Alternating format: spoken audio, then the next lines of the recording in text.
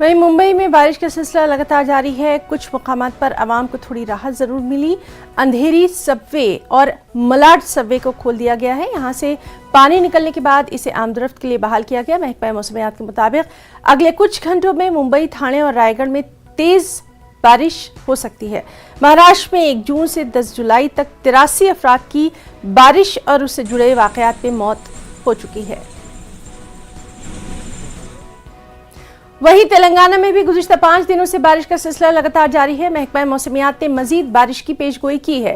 15 अजला में orange alert, जबकि 2 अजला में यानी जनगांव और सिद्दीपेट में येलो अलर्ट जारी किया गया है। महकमे ने आदिलाबाद, आसिफाबाद, निर्मल, निजामाबाद और जगत्याल में आइंदा कुछ घंटों के दौरान मूसलाधार बारिश की पेशगोई की है। राजधानी हैदराबाद की अगर बात करें तो यहाँ वक्फे से कभी हल्की तो कभी तेज बारिश का सिलसिला जारी है और बारिश के साथ तेज हवाओं का सिलसिला भी लगातार यहाँ जारी है। गुज़िश्ता कुछ दिनों से हो रही बारिश के नतीजे में नदियों और आबी ज़खायर की सतह में इजाफा देखा जा रहा है। उस्मान सागर और हिमायत सागर के 2 गेट खोल दिए गए हैं। खराब मौसम के सबब तेलंगाना में तालीमी इदारे 3 दिनों के लिए बंद किए गए हैं, यानी पीर, मंगल और बुध कल तक के लिए ये बंद है। बारिश का असर सड़क और रेल खदमात पर भी पड़ा है। साउथ सेंट्रल रेलवे की 10 ट्रेनों को कैंसिल किया गया है। वहीं आंध्र प्रदेश के साहिली इलाकों में भी लगातार बारिश की खबर है। इसकी वजह से लोगों को सख्त दिक्कतें हैं। नशेबी इलाकों और साहिली इलाकों में रहने वालों को महफूज मकामात पर मुंतकिल होने की हिदायत जारी कर दी गई है। लगातार हो रही मुसलसल बारिश से नदियों और दरियाओं की सतह में इजाफा देखा जा रहा है। गोदावरी नदी खतरे के 2 निशान को उबूर कर चुकी है। इसीलिए एनडीआरएफ और एसडीआरएफ की टीमें किसी भी इमरजेंसी की सूरत हाल से निपटने के लिए पूरी तरह से तैयार हैं।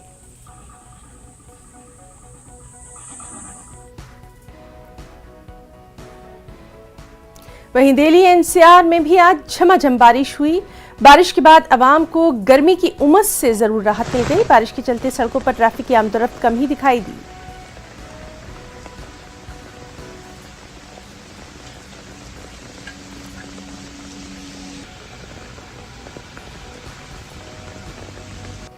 दिल्ली में मौसम का मिजाज बदल गया है। लंबे वक्त से जो लोग इंतजार कर रहे थे कि बारिश कब होगी, आज उन लोगों को गर्मी से राहत मिल गई है। मैं आपको एक बार दिखाना भी चाहूंगी। आप देख सकते हैं सुबह से ही इस तरीके से लगातार जो है बारिश दिल्ली में हो रही है। कई इलाकों में सुबह से बादल छाए हुए हैं और आज पूरे दिन इसी तरीके से बादल छाए रहेंगे और आज लोगों को धूप से, गर्मी से राहत मिल जाएगी और मौसम विभाग के अनुसार 1 हफ्ते तक इसी तरीके से जो है बारिश होगी और 2-3 दिन जो है वो उससे गर्मी से राहत मिलेगी, क्योंकि कई लोग जो है बारिश का इंतजार कर रहे थे। जिस तरीके से गर्मी पड़ रही थी और मौसम विभाग के अनुमान के बाद भी बारिश नहीं हो रही थी, तो आज लोगों का जो इंतजार है वो खत्म हो गया है और लोगों के लिए गर्मी से राहत सामने आई है। तो आज के अगर हम न्यूनतम तापमान की बात करें तो वो 27 डिग्री सेल्सियस है और अगर अधिकतम तापमान की बात करें तो 36 डिग्री सेल्सियस है और 1 हफ्ते का अनुमान लगाया जा रहा है कि इसी तरीके से जो है बूंदाबांदी होगी और आज पूरे दिन दिल्ली के कई इलाकों में बादल छाए रहेंगे और ऐसे ही लगातार बारिश होती रहेगी। तो कैमरामैन नागेंद्र के साथ फराह खान, न्यूज़ 18 दिल्ली। नाज़रीन, इस वक्त की बेहद अहम खबर भीमा कोरेगांव मामले से जुड़ी हुई। वरावरा राव की जमानत की अर्जी पर समाअत मुलतवी हो गई है। सुप्रीम कोर्ट ने मामले की समाअत 19 जुलाई तक के लिए मुलतवी कर दी है। अब अगली सुनवाई तक वरावरा राव की जमानत बरकरार रहेगी। आपको बताएं कि वरावरा राव को सेहत की बुनियाद पर ये उबूरी जमानत दी गई थी। तो बेहद अहम खबर, भीमा कोरेगांव मामले में वरावरा राव की जमानत की अर्जी पर जो सुनवाई थी वो मुलतवी कर दी गई है। सुप्रीम कोर्ट ने मामले की समाअत 19 जुलाई तक के लिए मुलतवी कर दी है। अब अगली समाअत तक वरावरा राव की जमानत बरकरार रहेगी। सेहत की बुनियाद पर उबूरी जमानत वरावरा राव को दी गई थी।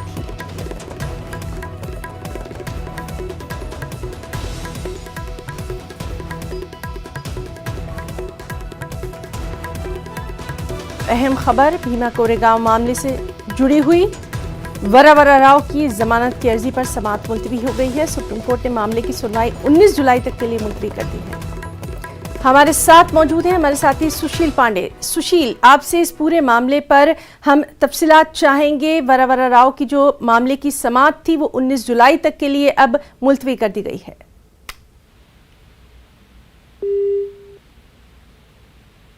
तो नाज़रीन, हम बात करने की कोशिश कर रहे हैं, हमारे साथ हमारे साथी सुशील से हम राब्ता करने की कोशिश कर रहे हैं और उन्हीं से जानेंगे कि आखिर क्या कोर्ट ने कहा है। आपको बताएं कि भीमा कोरेगांव मामले में वरवरा राव की जमानत की अर्जी पर जो समाअत होना थी वो मुलतवी हो गई है। सुप्रीम कोर्ट ने मामले की समाअत 19 जुलाई तक के लिए मुलतवी कर दी है, यानी इस तरह से अब अगली सुनवाई जो है वो 19 जुलाई को होगी और तब तक वरवरा राव को सेहत की बुनियाद पर ये उबूरी जमानत मिली हुई है। सुशील, आपसे इस मामले पर डिटेल्स चाहेंगे।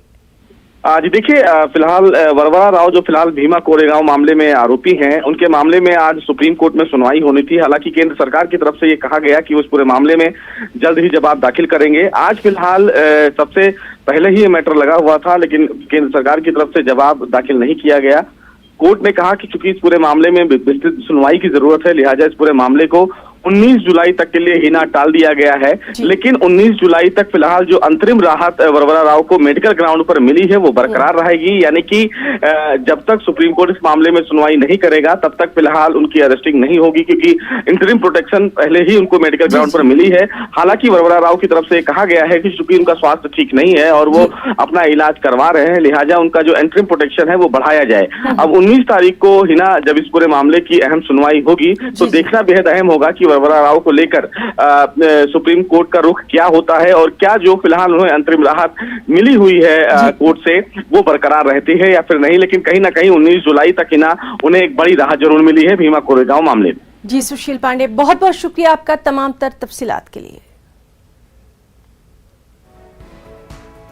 वाराणसी की एक जिलाई अदालत आज ज्ञानव्यापी केस पर दोबारा समाअत शुरू करेगी। अंजुमन इंतजामिया मस्जिद कमेटी की जानिब से अपना मौक़िफ़ रखा जाएगा। वाज़ेह रहे कि हिंदू ख़वातीन अक़ीदतमंदों की जानिब से दायर दरख्वास्तों में मंदिर में हर रोज़ पूजा करने के हक़ की मांग की गई है, जो कि मस्जिद के अहाते के अंदर है। मंदिर की बहाली के लिए मस्जिद के ही कुछ हिस्से को हटाने का भी मुतालबा किया गया।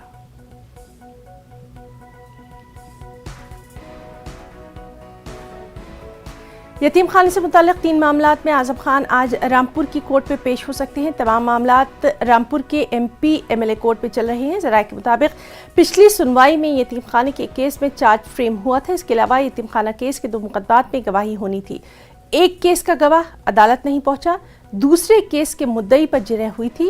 वहीं आज़म खान के वकील की जानिब से दरख्वास्त देकर महकमा इनकम टैक्स का रिकॉर्ड तलब किया गया था। खबरनामे में फिलहाल इतना ही। आधा